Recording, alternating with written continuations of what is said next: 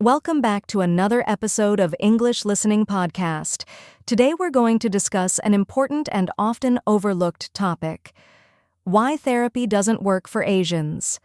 Mental health is a subject that many people around the world are talking about more and more, and for good reason. Therapy has helped countless individuals overcome their struggles, gain clarity, and live healthier lives.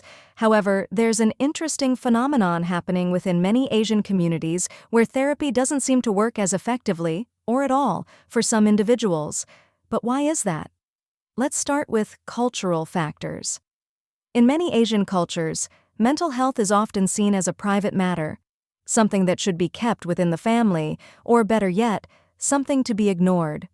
This mentality stems from a long-standing tradition of valuing family reputation and harmony. Talking about mental health outside the family or community is sometimes seen as a sign of weakness, or even worse, bringing shame upon the family. In these cultures, therapy can sometimes be viewed as unnecessary or even a sign that someone is mentally unstable. So, when an Asian individual seeks therapy, they may carry the weight of these societal beliefs.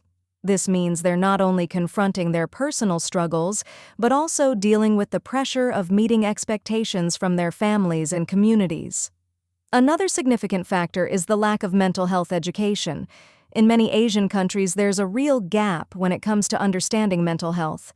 People may not fully grasp what therapy entails or how it can help. When individuals are unaware of the potential benefits, they might avoid therapy altogether or not fully engage in the process when they do seek help.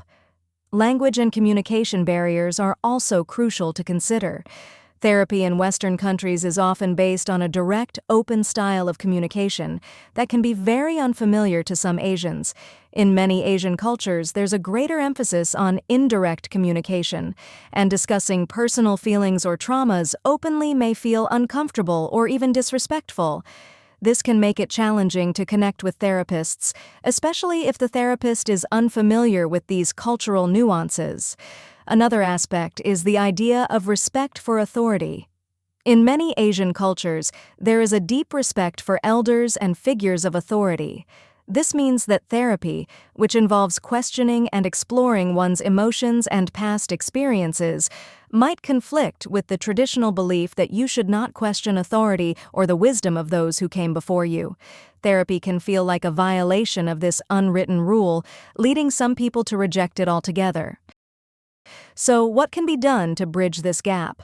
First and foremost, it's important to create more awareness and education about mental health.